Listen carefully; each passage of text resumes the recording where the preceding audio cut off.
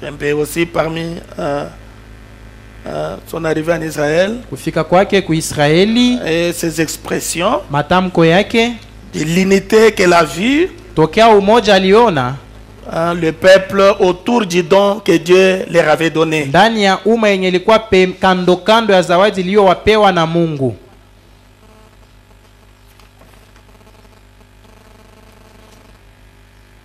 Et quatrième chose, c'était soutenir l'œuvre qu'elle a trouvé là-bas se faire en Israël. Elle a soutenu l'œuvre avec tout ce qu'elle avait. C'est ça la quatrième chose.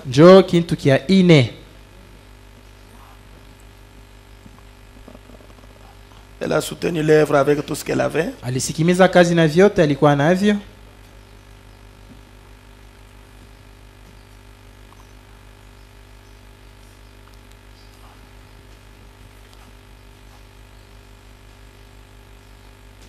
Et cinquième point que nous allons voir, c'est Jésus le plus grand que Salomon.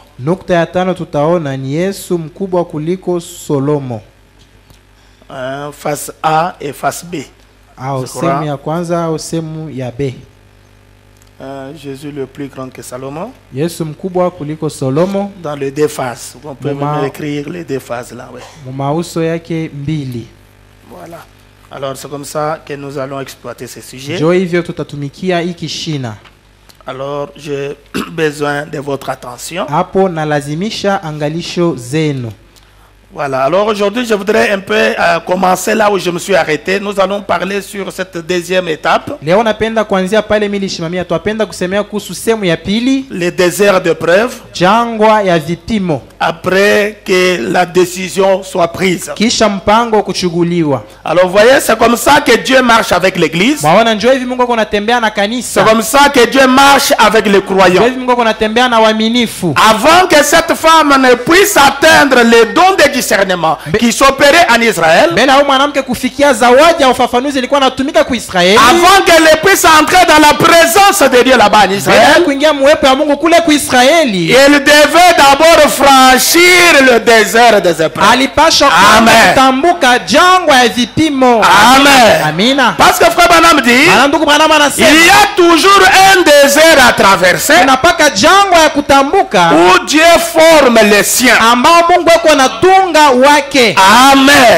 Il y a toujours un désert à traverser. Dans la vie chrétienne, il y a toujours des moments difficiles. Dans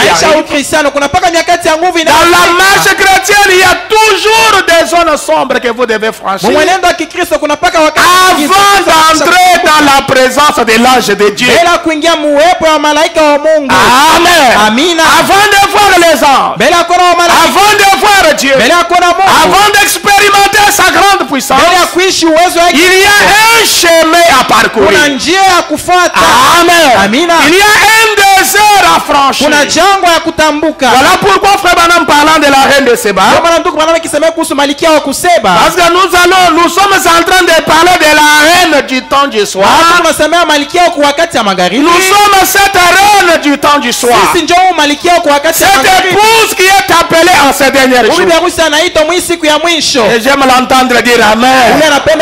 Alors elle doit franchir des étapes, comme cette femme là qui est venue en Afrique. Elle devait parcourir un long voyage dans le désert. Le désert n'a jamais été un bon endroit. Amen. Vous allez voir que même les enfants d'Israël, avant d'entrer dans le pays de la promesse, inchi ya lako, avant de posséder le pays, mbele ya kushika inchi, manger les fruits du pays, kula matunda ya mwichi, s'établir dans ce pays-là, kukaa katika il inchi, devait d'abord franchir le désert. kwanza walipasha kutambuka jangwa. Amen. Amina. Il devait marcher dans le désert. Walipasha kutembea jangwani. Même Moïse le grand prophète, Hata Musa nabii mkuu, après son échec là-bas en Égypte, kisha kushindwa kwake kule Kumisri, il a tué un Égyptien. akaoa mwana Misri, Il devait fuir dans le désert. alipasha kukimbia jangwani. Amen. Amina. C'est dans ce désert-là, Ni ndani ya hiyo c'est jangwa là où il a rencontré Dieu. Mungu alikutana na C'est là où il a eu une nouvelle expérience. Mungu alipata kuishi kule. C'est là où Dieu est devenu réel pour Mungu Moïse. le Mungu alikuwa wa kweli juu ya Musa. Amen. Amina. Dieu aussi pour chacun de nous. Mungu pia jua kila Il mmoja y a wetu. toujours un désert à traverser. Kuko paka jangwa ya kutambuka. Le désert, c'est quoi? Jangwa ni nini? Ce sont les Ni épreuves, vipimo, les moments difficiles, nyakati ya les nguvu, moqueries, machekeo, les agitations, mangaiko, les déceptions, mafadhaiko, la honte. haya. Vous devez franchir ce Unapaswa désert. kutambuka jangwa Parce hiyo. qu'au bout du désert, Kumwisho wa il y a jangwa la terre promise. kuna nchi ya Au lako. bout du désert, Jambo pili ya il y a Dieu qui vous Mungu attend. Mungu Alors nous anayekongojea. devons accepter, Hapo tunapaswa franchir ce désert kutambuka jangwa hiyo pour finalement entrer dans la présence de ili l'ange de Dieu. kumwisho tuingie katika uwepo wa malaika wa Mungu. Et laissez-moi vous dire, mes frères et Acha sœurs, nionyeshe ndugu na dada zangu, chacun de nous a un désert qu'il va kila traverser. mmoja wote kuna jangwa yenye atatambuka. Que vous le voulez ou pas, Upende il ukatae, y a un désert qui vous kuna attend. jangwa inayokongoja Amen. Amina. Et vous franchirez ce na désert. utaitambuka hakika. Nous parlant de cette famille ici. Ndugu Branham akisemea kuhusu Dans la prédication, il y a maintenant ici plus que Salomon. mahubiri, kuna hapa yule anayemshindia Solomo. Ici, mars 64, Ya mtarehe 6 Mars 80 et 64, 81, il dit ceci. 81 82 anasema Branham, le prophète de Dieu, dit ceci. C'est le point que je vais parler ce soir. John Nukta atasemea jioni ya leo. J'ai dit, je vais aussi prendre un autre. Mkazi ine itachukua sehemu Et ingine. Dieu voulant, nous allons terminer le dimanche. Mungu akitaka tutamaliza Jumapili. Branham dit ceci au paragraphe 80. Ukifungo 78 ndugu. Il y a toujours des difficultés sur le chemin. Kuna paka matatizo njiani. Dites à votre voisin, il y a des difficultés sur le Sema na chemin. jirani ya kwamba kuna matatizo njiani. Oui, il y a toujours des difficultés sur le chemin. Kuko paka matatizo njiani. Branham dit, Satan barre le chemin Branham anasema shetani kwa nafunga njia avec tout ce qu'il peut. na vyote anaweza Est-ce que vous navyo. comprenez cela? Eti mnaelewa? Le diable va vous barrer le Jambo chemin. atakufungia Il njia, va boucher les chemins atafunga njia avec tout ce qu'il peut. na yote ataweza kutumia. Quand il voit que Dieu commence à vraiment agir, Wakati anaona kwamba kabisa Mungu anaanza kutenda na quand wewe le tu. diable voit que Dieu commence à agir, Shetani akiona kama Mungu il anaanza voit kutenda que na Dieu wewe tu. commence à traiter avec toi, mon frère. Akiona kama Mungu anaanza Commence à traiter avec toi, ma anaanza soeur. kutumika nawe Les dada. choses commencent un peu à bien marcher.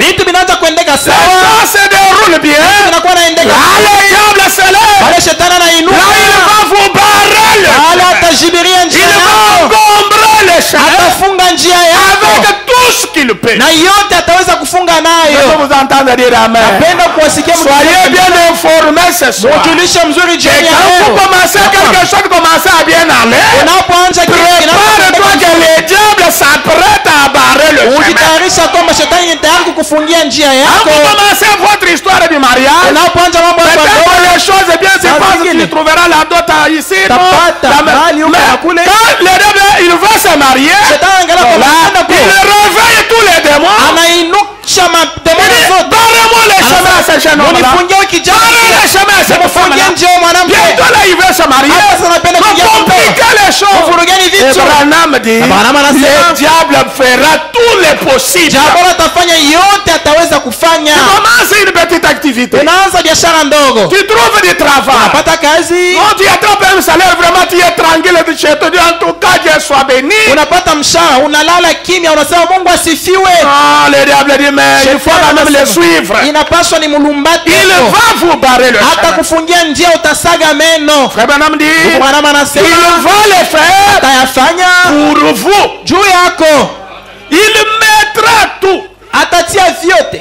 Tous les obstacles qu'il peut Vizuizo vyote anaweza. sur votre chemin. Njia yako. Frère Branham dit, Branham anasema rappelez-vous, kumbukeni. cette femme, Oh mwanamke, la reine de Séba, malkia wa kusema a eu beaucoup d'obstacles. alipata vizuizo mengi. Comme elle est le type de l'église, Hivi yeye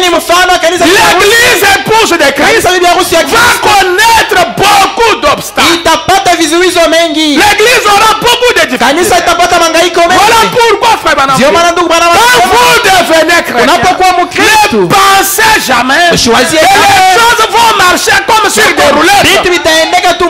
Non, le diable mettra beaucoup d'obstacles. Le diable s'élèvera sur ton chemin pour vous paralyser. Paralyser tout ce que tu fais.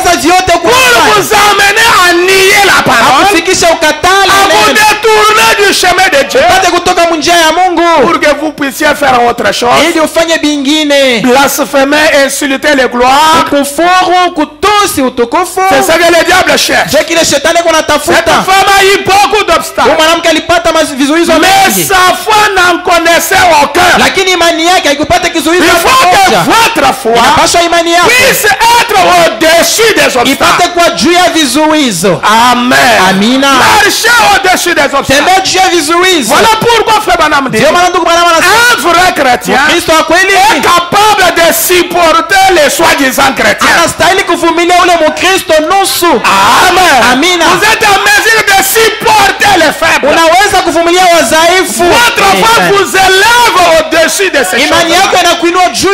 Parce que vous êtes un chrétien dont la foi est au-dessus des obstacles. Les chrétiens ne pleurnichent pas. Ne se lamentent pas quand ils passent par des épreuves. Ils ne changent pas de couleur, mais ils restent fermes attachés à la parole. La foi ne connaît pas d'obstacle. Il n'y a rien qui puisse l'arrêter. Rien ne pouvait arrêter cette femme. Quand Dieu commence à traiter avec votre cœur, quand Dieu lance son appel en vous, vous irez jusqu'au bout. Amen. Vous n'allez jamais vous arrêter à mi-chemin à cause des obstacles, à cause des maladies, à cause de la famille, à cause des moqueries, des injures, des faiblesses que le diable manifeste à gauche à droite. Mais votre foi ne connaît pas ces choses-là. Il n'y a rien qui puisse l'arrêter. Peu importe ce que ce soit dit. Amen. Maintenant le paragraphe 91, frère Branham dit, nous voyons donc cette petite femme. Vous parlez d'obstacles. Vous dites non, j'ai beaucoup d'obstacles, pasteur. J'ai beaucoup de choses qui ne marchent pas. Non. Tenez ferme ce soir. Croyez la parole ce soir. Que votre foi monte au-dessus de ces choses. Et cela vous aidera à sortir dans cet état. Amen. Nous voyons donc cette petite femme. Vous parlez d'obstacles.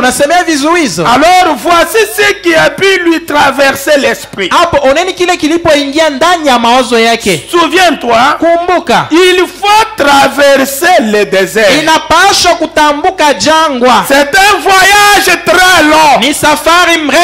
Cette femme devait voyager, vraiment prendre beaucoup de temps dans son voyage. Et Branham dit mesurer d'Israël de la Palestine jusqu'à Seba, à traverser le désert du Sahara. Pour un chameau, ça prendrait environ 90 jours, c'est-à-dire 3 mois de voyage. 3 mois de voyage. Et puis pensez-y, elle a traversé ce désert chaud. Amen. Elle a traversé ce désert chaud. Un voyage de 3 mois. Le chameau ne fait pas la vitesse comme le cheval. Lui, il marche avec toutes ses charges sur lui. Il résiste dans ce désert là où il fait très chaud. Amen. Cette femme a franchi franchi ce désert. Des endroits dangereux. Elle y était résolue. Il fallait qu'elle le fasse. À traverser ce désert chaud. Tout là-bas pour voir si c'était réellement Dieu. Amen. Elle a voyagé, elle a pris ces 3 mois de marche. Dans ce désert-là. Et Fabana dit dans le désert-là, il y avait des Ismaélites qui étaient des bandits de grands chemins là-bas. Qui pouvaient seulement tuer ces gardes là-bas, la violer, prendre tout ce qu'elle avait comme richesse. Et c'était la vie du désert là.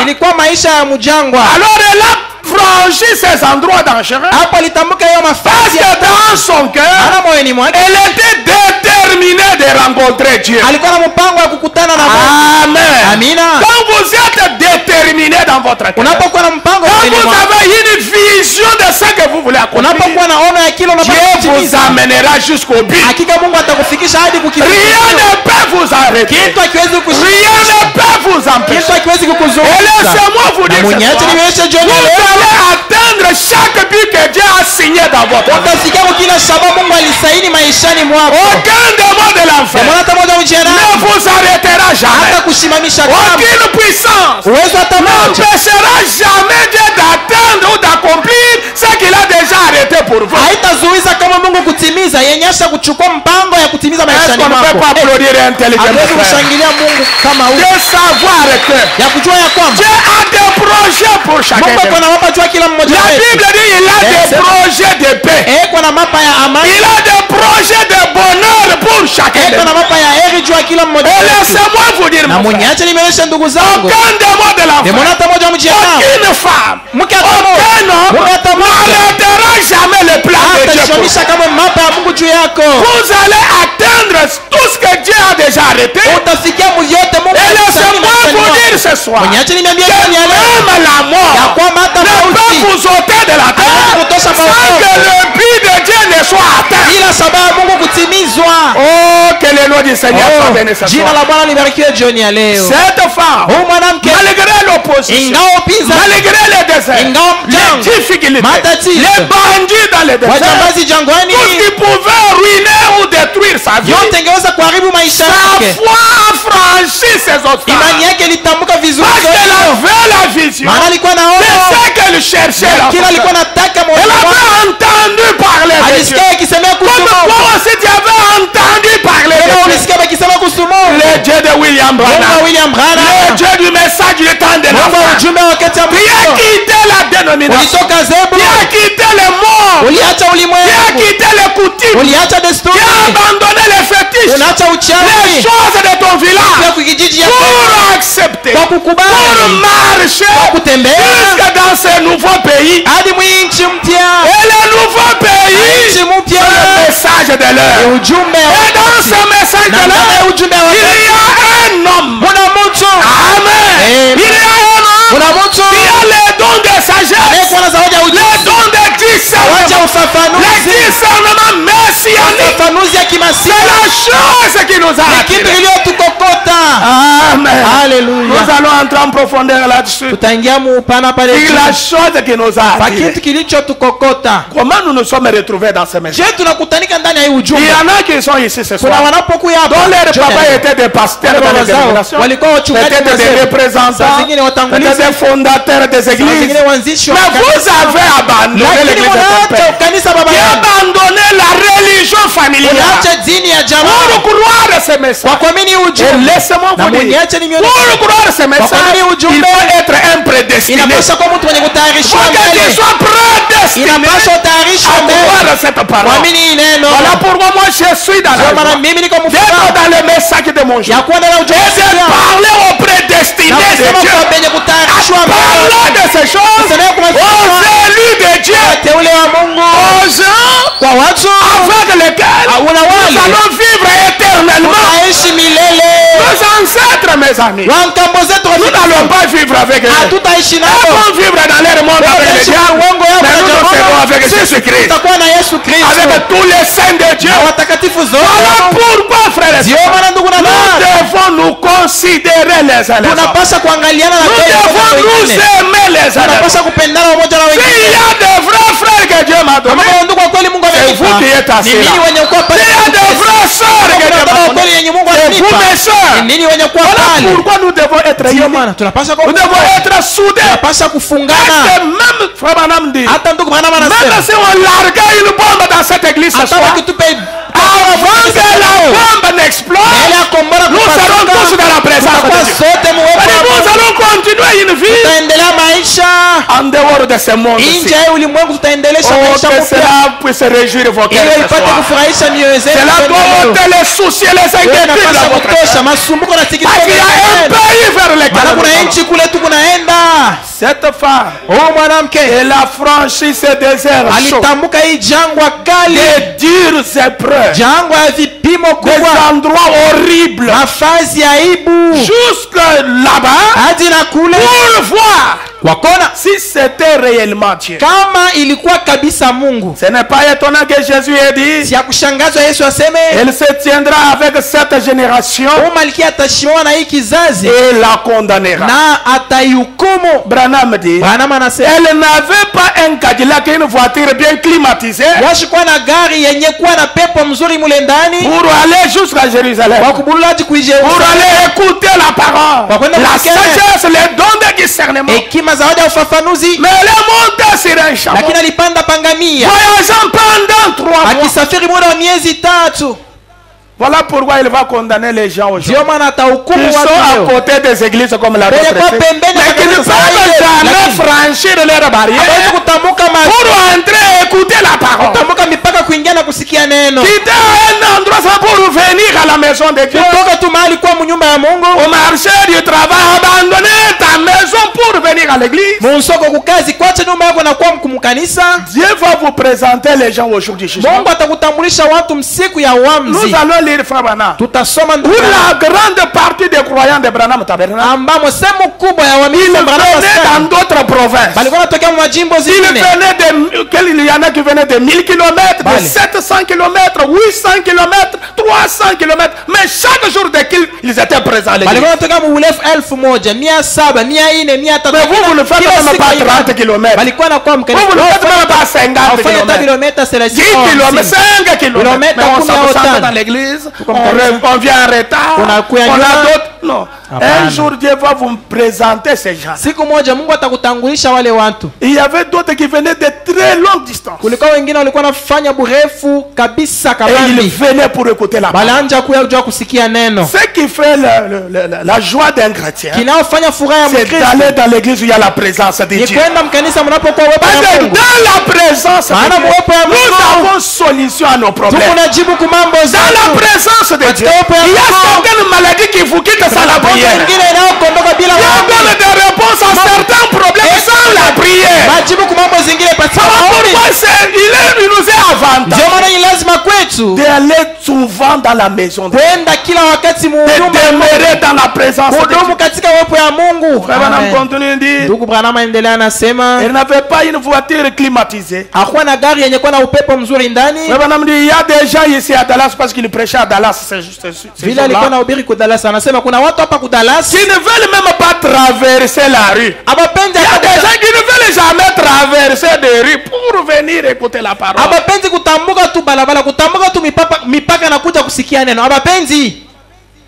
Frère Branham dit c'est vrai. Ce n'est pas étonnant qu'elles se tiennent là dans les derniers jours. Mais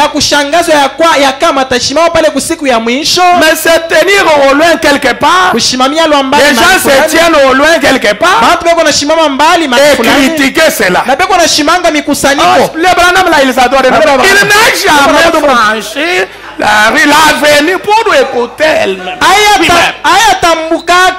On critique toujours à distance. Oh, ils adorent un homme. Oh, ils adorent un blanc. Oh, ils disent ils ont d'autres livres. Ils ont d'autres livres, ces gens. Mais venez quand même. Venez écouter toi-même. Viens et vois. Amen. Amina. Ils font ça partout ailleurs. Il dit qu'elle veut, cette femme est venue des extrémités de la terre pour entendre la sagesse de Salomon. Et il y a ici plus que Salomon. Amen. Amina. Elle a eu ça à affronter. Elle devait probablement voyager de nuit. Tellement qu'il faisait chaud dans le désert. Les rayons du soleil qui frappaient directement ce désert-là de Sahara. Et elle devait voyager la nuit. Et Branham dit, 94 maintenant. Il dit autre chose. Souvenez-vous, elle était chargée d'offrandes. Amen. Elle avait des offrandes. C'est là Dieu avait dit même aux enfants d'Israël. Quand vous lisez dans la Bible, on ne peut jamais se présenter devant l'Éternel à vide. On ne vient pas dans l'église sans l'offrande. J'aimerais vous entendre dire amen. Vous ne devez jamais venir devant Dieu mais vide. Vous devez toujours avoir quelque chose à apporter dans la maison d'Israël. Sadaka unapaswa kuleta kila wakati paka kitu fulani. Elle était chargée d'offrandes. Alikuwa natolewa nyingi na kadhalika. Et les fils d'Ismaël na wana wa Ismaeli étaient des excellents cavaliers. Walikuwa wapanda farasi. C'était des brigands dans le désert. Walikuwa wajambazi jangwani. Comment ça aurait été facile pour les enfants d'Ismaël? Jengeweza kuwa nyepesi jua wana wa Ismaeli. De venir comme un fleuve. Kuja kama bahari. D'abattre les 2 ou 3 petits uniques qu'elle avait. Kuwa wale watoasi wawili au watatu wenye alikuwa nao. Son petit groupe de soldats. Kundi yake ndogo ya askari. Les abattre les laisser étendus là. Waua na kuacha wenye kunyoshwa. Puis repartir avec des pierres précieuses. Kisha kwenda na hii mawe ya bei. Qui valait des dizaines de milliers de dollars. Yenye ilikuwa ya maelfu na maelfu ya dola. Cette femme s'était chargée avec des pierres qui valaient des milliers de dollars. Eleweni ya kwamba mwanamke alikuwa na kama zawadi, mawe ilikuwa na bei ya mamilioni na mamilioni ya dola. Les croyants pensent que l'offrande c'est le petit billet de chiqueté là qu'on peut donner à Dieu. L'offrande doit être moins que la dîme. Mais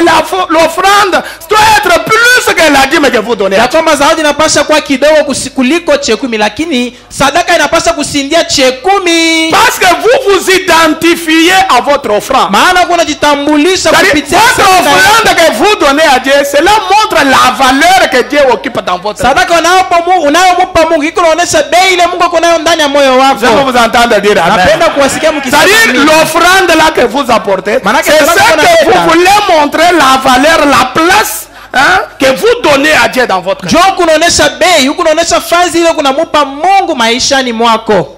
Mais quand vous venez avec les billets impropre à la consommation. Unapokuwa na ile makuta ile haiwezi kuuza kitu hata moja. Et vous dites que c'est ça l'offrande. Unasema njoo yangu sadaka ya mateso. Kile unamupa Mungu, c'est ce qui montre vraiment la valeur ou la place que vous donnez à Dieu. Njoo kinaoonyesha bei au fazi kunamupa Mungu ndani ya moyo wako. Voilà pourquoi l'église des nations n'est pas beaucoup bénie et prospère. C'est parce que d'abord on n'est pas bien enseigné sur ces choses. Quand vous voyez les enfants d'Israël, ils avaient beaucoup d'offrandes qu'ils donnaient à Dieu. Il y avait les offrandes d'action de grâce, les offrandes de culpabilité, les offrandes de prémices, les offrandes de... Quand vous lisez, ils étaient déjà habitués à donner. Voilà, c'est une nation puissante au monde. S'il y a des hommes les plus riches au monde, ce sont les Juifs. La nation la plus riche au monde, ce sont les Hébreux que vous voyez. Ils sont intelligents. Ils prospèrent. Parce que dans les commandements de leur Dieu, ils savaient qu'à Dieu on donne le meilleur. Amen. Même quand on veut construire, Dieu, la maison de Dieu doit être plus jolie, plus meilleure que nos propres maisons. Voilà, même quand Salomon construit le temple, vous allez voir qu'il y avait beaucoup de pierres précieuses. Il y avait de l'or, beaucoup de choses que quand vous entrez là-bas, vous voyez que non, ici ça coûte, vous ne pouvez même pas évaluer le coût de cet temple.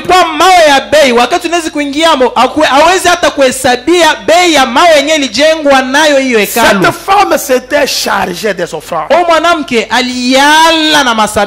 Qui dit des pierres précieuses qui coûtaient des milliers et des milliers de dollars.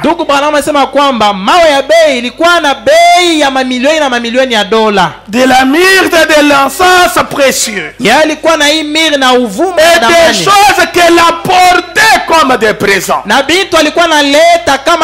ici, nous parlons du désert qu'elle devait franchir. Le type du désert que chaque croyant doit franchir. Les épreuves que chaque croyant doit accepter dans sa vie. Amen.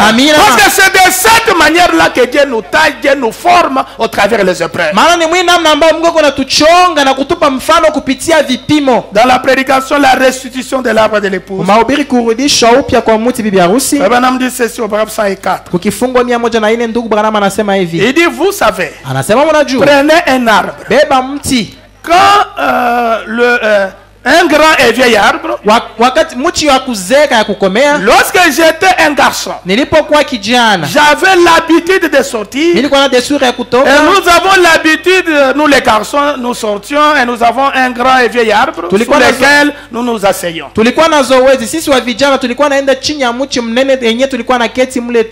le vent soufflait. Et je me posais des questions. On dirait que cette chose, surtout au sommet là, on dirait que cela renverserait l'arbre. Voyez même la tempête qu'il y a eu avant qu'il ne pleuve ici. Il y a eu une forte tempête qu'il y a eu ici. Mais vous allez voir que les arbres sont toujours debout. Amen. Et Frère Branham dit ceci. Mais vous savez, chaque coup de vent qui souffle sur un arbre, les secours, et fait d'étendre les racines de telle sorte qu'ils s'enfoncent davantage plus profondément.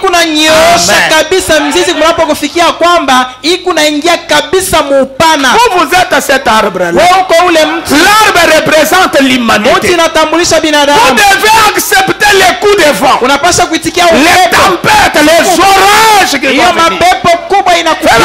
Quand le vent souffle, vous allez voir l'arbre se balancer de gauche à droite.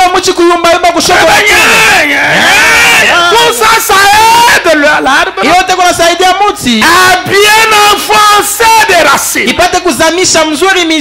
Amen. C'est-à-dire les épreuves que nous avons. Et je termine d'abord la pensée du prophète.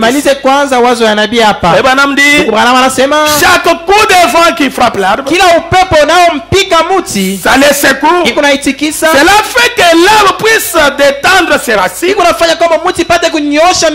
de sorte qu'elle s'enfonce davantage plus profondément et une meilleure assise. Amen. Branham dit, c'est ce que font la moquerie, le raillerie et le fait de ridiculiser un chrétien. La persécution secoue les chrétiens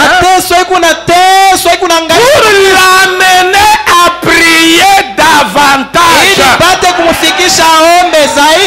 Pourquoi les épreuves? Dieu vous fait passer par des moments où les gens commencent à vous pointer, où les gens commencent à se moquer, les autres commencent à vous ridiculiser. Continue. C'est Dieu qui permet cela. Cela doit nous secouer pour nous amener à prier davantage.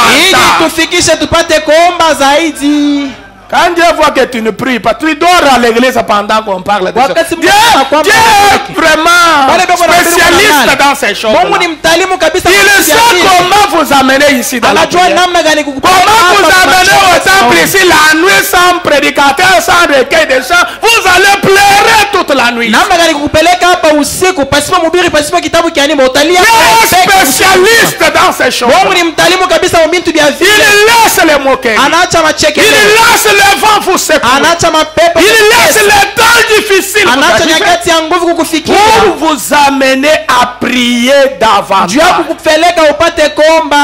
À creuser profondément. Et avoir une meilleure assise. De façon à résister contre les orages. Vous allez voir même les orages, les inondations qui sont en Europe, aux États-Unis. Vous allez voir malgré les inondations, il y a d'autres arbres qui tiennent toujours. Il y a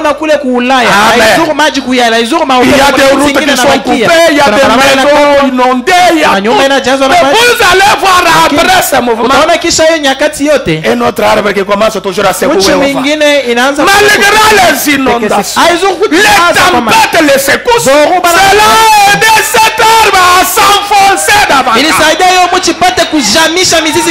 Les années plus tard, quand des tempêtes semblables vont venir, quand les inondations de ces genres vont venir, l'arbre va dire que moi j'ai déjà résisté.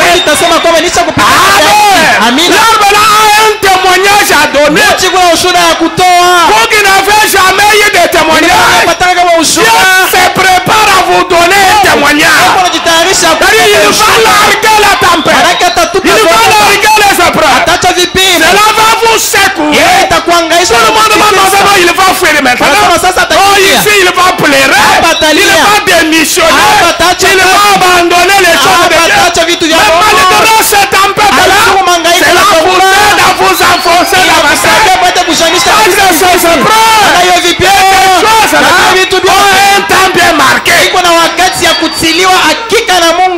les épreuves ne sont pas éternelles. Les inondations qui sont dans ta vie là ne sont pas éternelles. Les difficultés là ne sont pas pour toujours. Ça a un temps.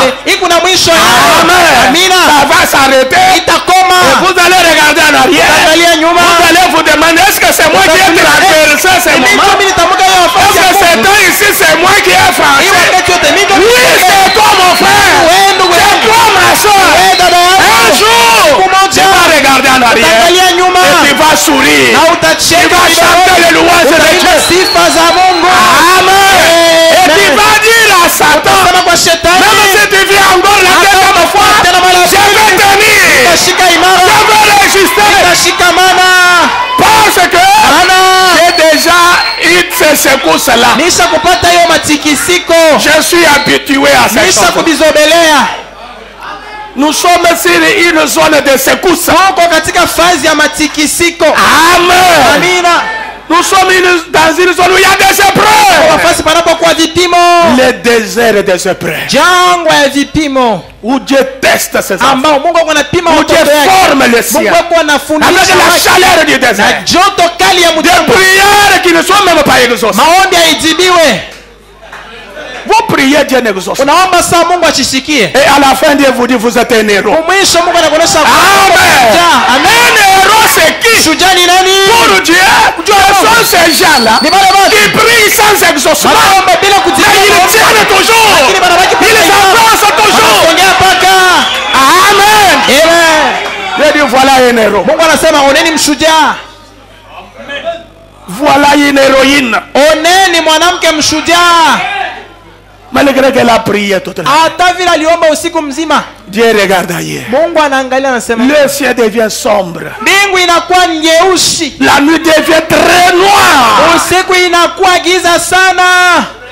Malgré l'obscurité.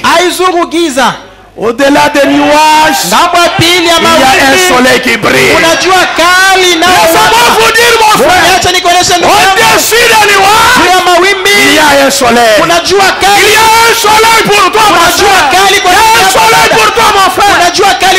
Prenez courage. Tenez ferme.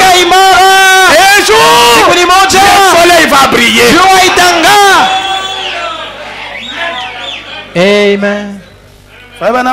Quelque chose Ndugu Branham anasema tena kitu fulani hapa. Dans la prédication, je sais. Mahubiri najua. Je sais que mon rédempteur. Najua ya kama mkombozi wangu yu hai. Amen. Hallelujah. Je sais que najua kwamba il se tiendra debout sur la terre. Atainuka pa les yeux je le verrai. Kwa macho yangu ni les yeux d'un autre. Kwa macho mwingine. Mon frère et ma soeur. Il y a cette assurance. Un jour tu verras le rédempteur. Utaona mkombozi.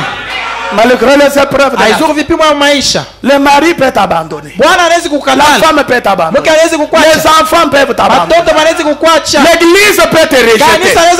La famille peut te rejeter.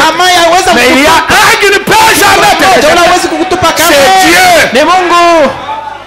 Alors placez votre foi en Dieu. Croyez Dieu.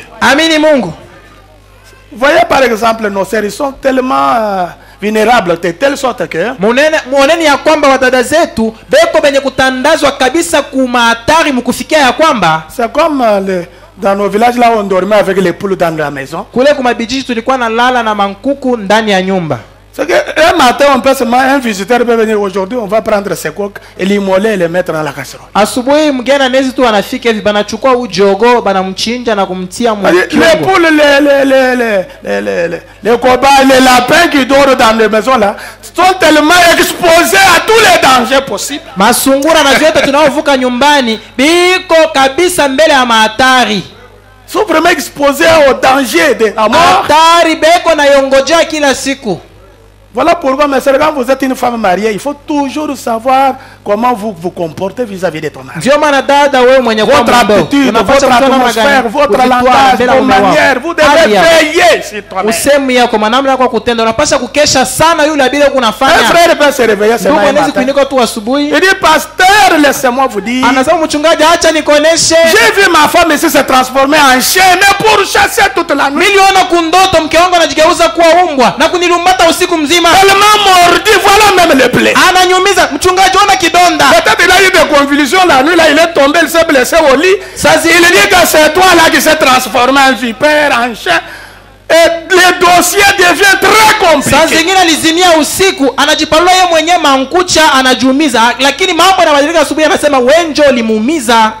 Et là vous devez veiller. Quand vous vous réveillez, vous ne savez pas saluer ton mari, le servir avec joie, avec cette charme-là des femmes.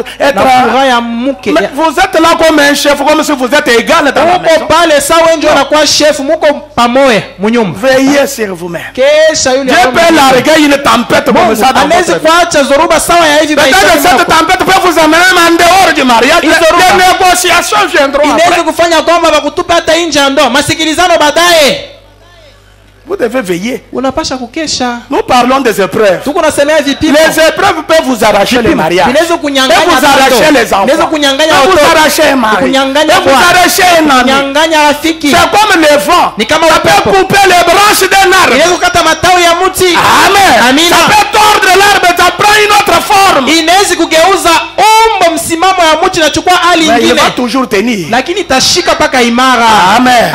Et vous devez comprendre que ce sont des moments difficiles. C'est dans ce temps-là le plus difficile. Et Dieu taille ses enfants. Quelquefois, nous avons plus de difficultés. Quand nous devenons des chrétiens, c'est le paragraphe 27 dans la prédication, je sais.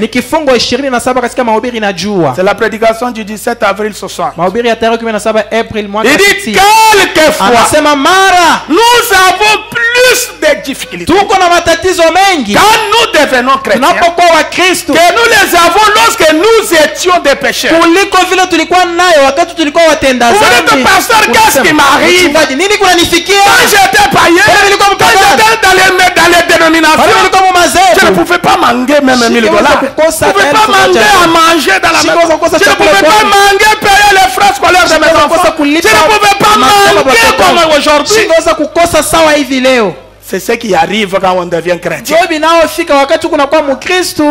Là, les amens diminuent. Quand on devient chrétien, on a plus de difficultés. que ce qu'on avait quand on était païen.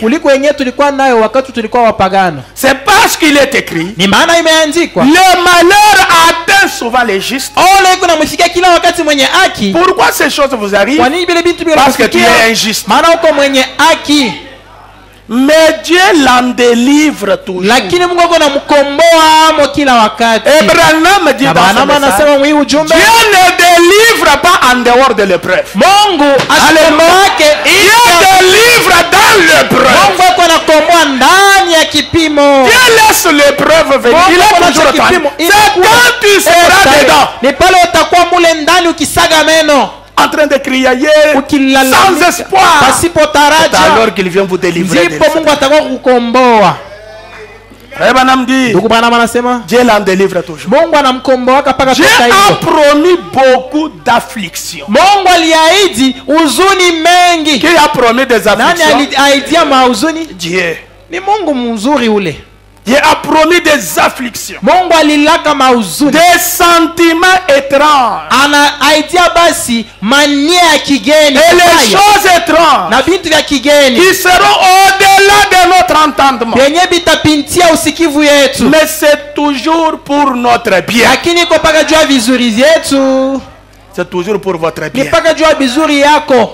Tu connais un accident, on t'ampute le bras, on t'ampute la jambe, tu commences à marcher avec des béquilles. Dieu dit, c'est pour ton bien.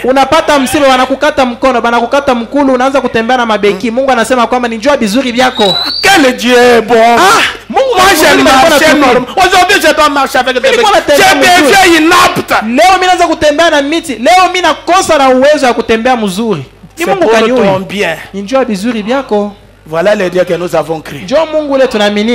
Si vous avez crié Dieu où vous allez être rassasié du 1er au 30 janvier au décembre, là ce n'est pas le Dieu que moi je prêche.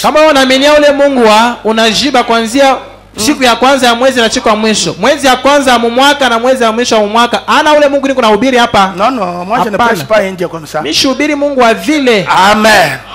Il dit nous marchons, nous les chrétiens nous marchons par la foi. Sisi wa Kristo tuko natembea kwa imani. Amen. Amina. Frère Branham dit, ndugu Branham anasema, si nous pouvons comprendre que tous nos troubles, kama tunaweza kuelewa kwamba mivurugo zetu zote, personne parmi nous n'est immunisé contre cela. Mtu hata moja katika que ce soit les prédicateurs, que ce soit les diacres, personne n'est immunisé. Mtu hata moja katikati yetu ashiepushwe na bile biote. Sisi bote tuko ndani. Awe mzamiri, croyant, prophète, mchungaji, nabii, immunisé contre le ashiepushwe na bile bintu, ashipewe chanjo ya kuombanisha ile vipimo. Amen. Amen.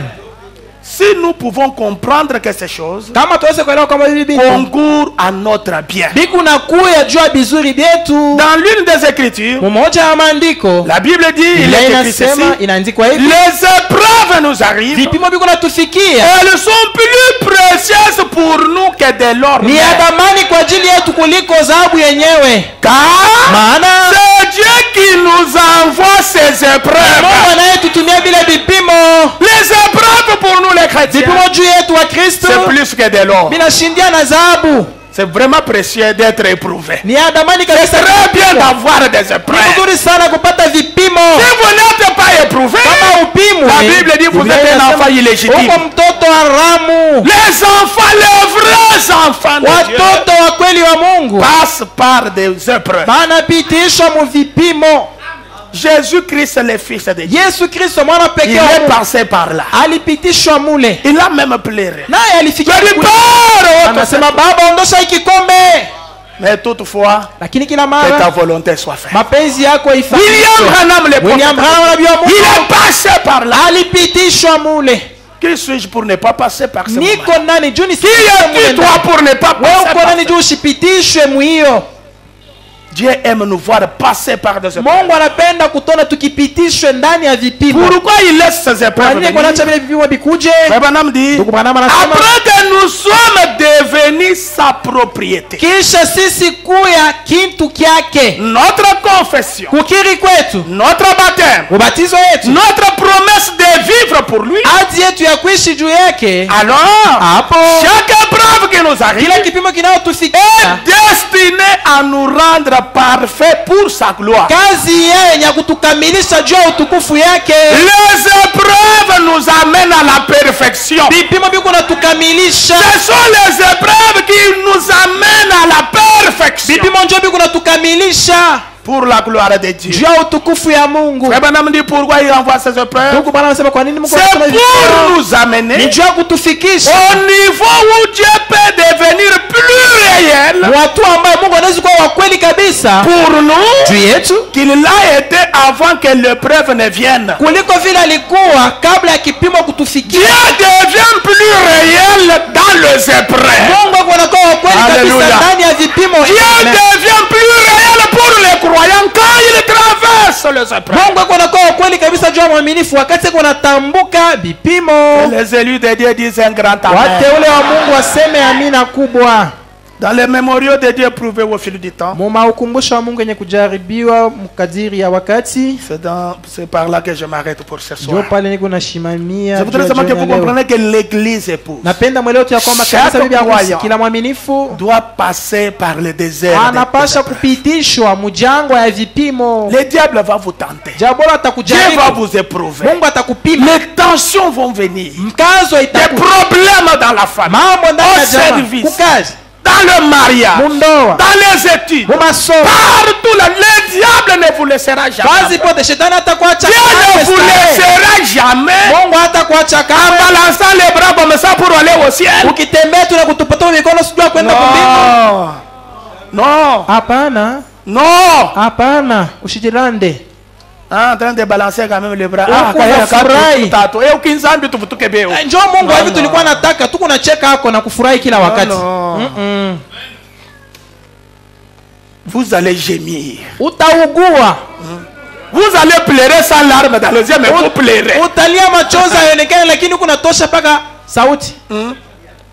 Unaona, mais c'est le cœur qui pleure. Sauti iko pale. Unaangalia pa machafu amuna machozi. C'est le cœur qui gémit, qui peut éclater là. Moyo njoo kunaugua karibu kupasuka. Vous allez un jour dire à Dieu, Seigneur, qu'est-ce que tu me fais? Quel mal moi j'ai fait? Bwana, mimi iba kiako kinini? Mimi Seigneur, quel mal j'ai fait pour être chrétien? Mimi nafanya mubaya kanijua kuwa Mkristo. Il y a des gens qui ne sont pas encore. Moi, je suis déjà arrivé là. Uko bala baya pitishwaka mwi. Mimi nisha kufikaka mule. Où j'ai dit même Seigneur, tue-moi. Mimi nasema Bwana, unimalize quoi si tu me tues moi? Ukanywe leo utapoteza nini? Unimalize tu. On doit arriver à ce moment sombre. Tunapaswa kufika mwi. Alors que Dieu devient réel. Ndipo Mungu ako anakuwa wa kweli. Amina. Frère Branham dit ceci. Ndugu Branham anasema hivi. Au paragraphe 110. Ukifungo 110. Il y a bien longtemps. Kunakawa. Avant qu'il y ait des fondeuses, on prenait l'or. Mbele ya kuwa ile vyombo vya kuyeyushwa balikuwa nachukua dhahabu. Pour savoir si c'était pas le véritable or. Jua kujua kwamba ikukuwa dhahabu ya kweli. Si toutes les impuretés en étaient ôtées. Kama buchafu yote iliondoshwa. Si tous les sulfures de fer. Kama vyuma vyote vilitoshwa. C'était de l'or imparfait. Ilikuwa dhahabu yenye haina mzuri. Toute la saleté était ôtée. Buchafu yote ilikuwa naondoshwa. On les battait. Balikuwa naipiga. On battait l'or. Balikuwa naipiga dhahabu. On les battait, les battait, les retournait, les battait, les retournait, jusqu'à ce que le batteur aperçut son image réfléchie dans l'or. Qui est le batteur? C'est Dieu. Toi tu es l'or. Mon frère et ma soeur, vous êtes précieux aux yeux. Qui est de la valeur aux yeux de Dieu. Mais Dieu veut se voir au travers. Alors pour qu'il puisse se refléter en vous, il doit vous battre. Il bat, il retourne.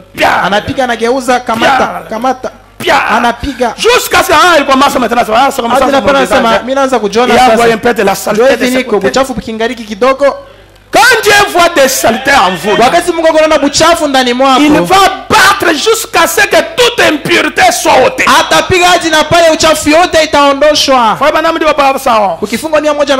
C'est de cette manière-là que Dieu agit avec son église. Branham dit, il vous fait passer de preuve en épreuve. Vous n'allez pas dire, ah Seigneur, jusqu'à quand? Il n'y a pas longtemps que j'ai connu des problèmes ici. Il n'y a pas longtemps que je suis sorti d'une fois d'une grande épreuve. Mais tu m'amènes encore dans l'autre. Oui. Il vous fait passer de preuve en épreuve. De test en test.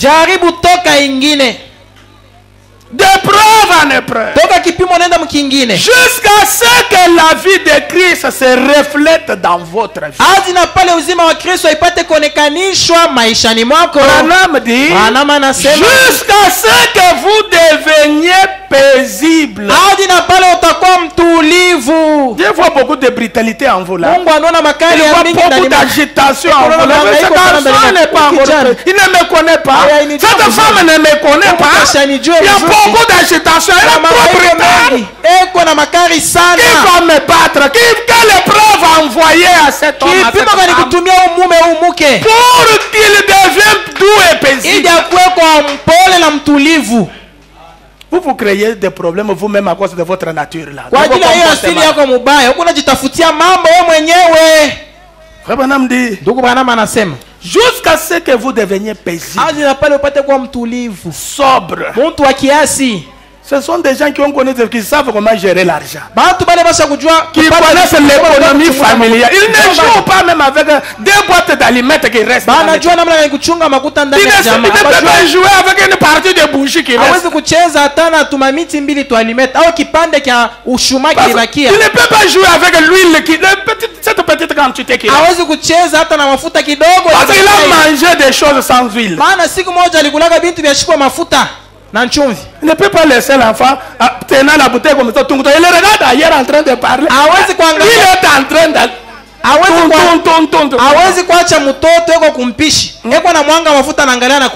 Non. Les vieilles mamans ici savent pas où elles sont.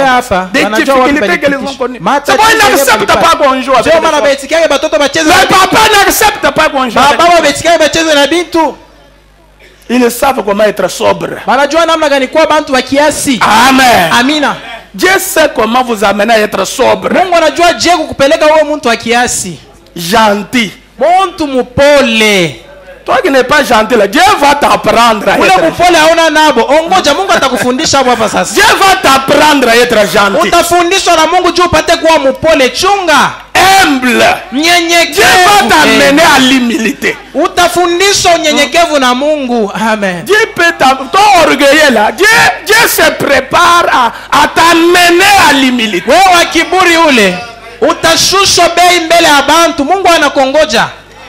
Dieu sait humilier les gens. Vous commencez à entrer dans l'église ici. Toi qui es entré tout droit là, tu vas commencer à regarder. Tu vas venir d'abord en premier pour occuper un endroit pour que les gens ne voient même pas ta présence quand tu entres et quand tu sors.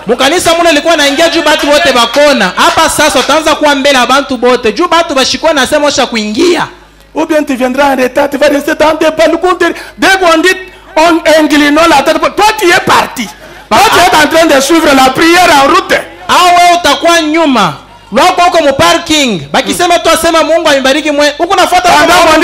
Debout pour la prière là. Toi tu es en train de prier en route vers chez vous. C'est Dieu. Dieu sait comment vous humilier. Dieu sait comment ôter l'orgueil dans votre cœur. Par le coup des épreuves. Dieu sait comment vous rendre soumis et disposé. Mungu anajua namna gani kukupeleka upate kuwa mtiifu na tayari. Tournant vos regards des choses du monde. Ukitosha macho pour regarder droit au calvaire. Upate kuangalia mara moja kwa calvaire. Vers celui qui fait le battage. Kuangalia mwenyewe kwa piga mfinyanzi. Amen. Maintes fois vous pensez que c'est étrange d'avoir des dures épreuves. Mara mingi mlikuwa na waziaka kwamba ni ya kigeni kupata vipimo vya nguvu. Branham dit, les maladies et les persécutions, magonjwa na mateso, cela arrive seulement ikunafika tu pour vous tester, juu ya kukujaribu, pour ôter de vous la saleté, kwa kutosha ndani mwako buchafu, pour ôter de vous l'impureté, kwa kutosha ndani mwako bintu bibaya, pour ôter de vous la lenteur qui est trop lente, kwa kutosha uvivu ndani mwako, uvivu unapita. Dieu sait comment ôter cette lenteur-là. Pour vous éveiller, au point où vous pouvez regarder et voir l'image réfléchie, ou plutôt voir l'image de Christ être réfléchie en vous. Christ en vous, l'espérance de la gloire. Mais il a une église. Il a une église qui est testée, qui est passée par des épreuves, par des pertes. L'église passe par des pertes. On perd des frères précieux. On perd des sœurs précieuses. On perd l'argent. On perd des amis. On perd ceci. On perd cela. Dieu a une église qui est passée par des pertes. Par la maladie. Par les chagrins. Par la mort. Qui se tient toujours. L'église là se tient toujours debout. Avec un témoignage. Voilà l'homme. Voilà l'homme qui le cherche. Amen. Peu importe si vous êtes un indigent. Peu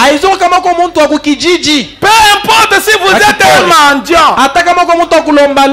Dieu ne laissera jamais, Dieu n'empêchera pas les épreuves à venir parce que tu es mendiant, tu es malheureux, tu es pauvre, tu es... Non. Que tu sois millionnaire ou pauvre, les épreuves sont destinées à tout le monde. Ne faut pas dire que nous sommes déjà dans les épreuves depuis la naissance. Non, ça ce n'est pas encore les épreuves. Dieu vous suit déjà dans cet état-là. Il vous éprouve encore.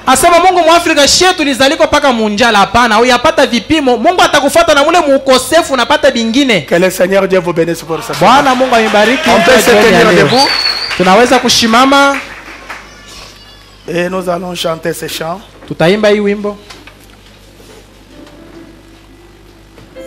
Ma foi regarde à toi. Imani yangu inakuangalia wewe. Toi agneau du calvaire. Wewe mwana kondoo wa Kalvari. Dans nos épreuves. Muvipimo yetu. Nous chantons grâce étonnante. Tuimbe neema ya kushangaza. C'est cette grâce qui nous soutient dans les épreuves. Ni neema inayotusikimiza katika vipimo. Dans les moments difficiles. Nyakati ya nguvu. Des tensions, nyakati ya mkazo, où tu ne sais même pas sur quel pied danser.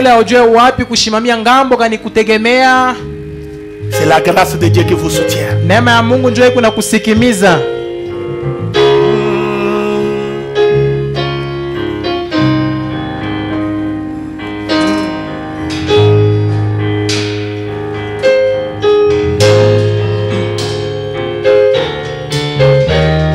Avec nos pensées tournées vers Dieu, nos yeux fermés, nos mains levées vers Dieu.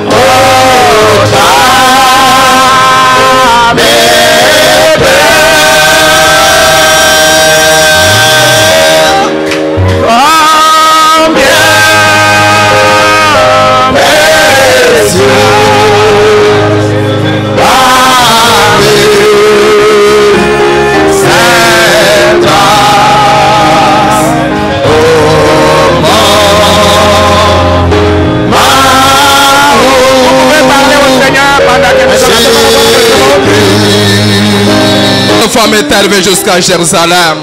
Éternel et Dieu Tout-Puissant, comme cette femme est le type de l'église, nous sommes aussi ce soir déterminés, Seigneur, de traverser le désert des épreuves, malgré les difficultés et les consorts, des critiques et des rires, Seigneur, nous sommes déterminés d'arriver jusqu'au bout. Tiens chacun de nous par ta main puissante, toi la main immuable, toi la main des puissants conquérants, toi la main des veillants héros, toi la main de celui qui avait vaincu la tombe, toi la main de celui qui avait vaincu la mort, toi la main de celui qui avait vaincu le séjour des morts. Seigneur Jésus, laisse-moi te le dire ce soir, mon sauveur, mon roi. Toi tu as dit que moi j'ai vaincu, vous aussi vous allez vaincre. Dieu bien-aimé, William Branham me dit, le royaume messianique, c'est le royaume des vainqueurs. Dieu bien-aimé, on ne peut pas parler de vainqueurs s'il n'y a pas un combat, Seigneur Jésus. Tu nous as montré ce soir que devant chacun de nous, il y a les épreuves à traverser, Seigneur. Si cette femme a dit traverser, pourquoi pas nous ce soir? Tiens chacun de nous par ta main. Tiens mon frère à ta main, Seigneur. Tiens ma soeur à ta main, Seigneur Jésus. Il est vrai que les épreuves peuvent venir, mais dans ta parole tu as dit, quand les épreuves s'élèvent comme une fleuve d'eau, toi tu te lèveras comme notre étendard. Merci Seigneur puisque tu as vaincu. Toi les lys de la vallée, toi la rose de Sharon, toi l'étoile brillante du matin, toi unique dans ton genre, dans ta manière d'agir. William Branham me dit que chaque situation est sous son contrôle. Malgré les épreuves pour tes enfants, c'est toi qui les contrôles aussi. Bénis cette église, mon sauveur, mon roi. Bénis notre pasteur, notre berger. Quand il a parlé ici, il a perdu beaucoup de calories. Il a perdu vraiment beaucoup d'énergie. Mais toi, le Dieu de restauration, nous te prions de voir la restaurer encore. Nous avons encore de travail avec lui. Restaure-lui, Seigneur Dieu Tout-Puissant. David disait que l'Éternel est mon berger, je ne manquerai de rien. Il restaure mon âme. Restaure l'âme de ton serviteur. Restaure ton serviteur afin qu'à la prochaine occasion, qu'il puisse nous parler avec conviction.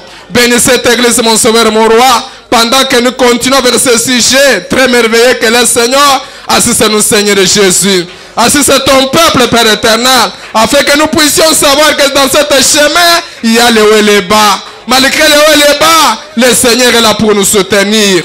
Sois avec nous, Jésus, comme tu avais demandé au début, pendant que nous continuons avec notre assemblée, Seigneur, jusqu'à la fin, Seigneur, nous te prions que tu puisses être avec nous. Accompagne chacun de nous jusqu'à la maison. Jésus-Christ, mon sauveur, mon roi. Toi, tu as dit que tout ce que vous demanderez, Père, à mon nom, moi, je vous accorderai.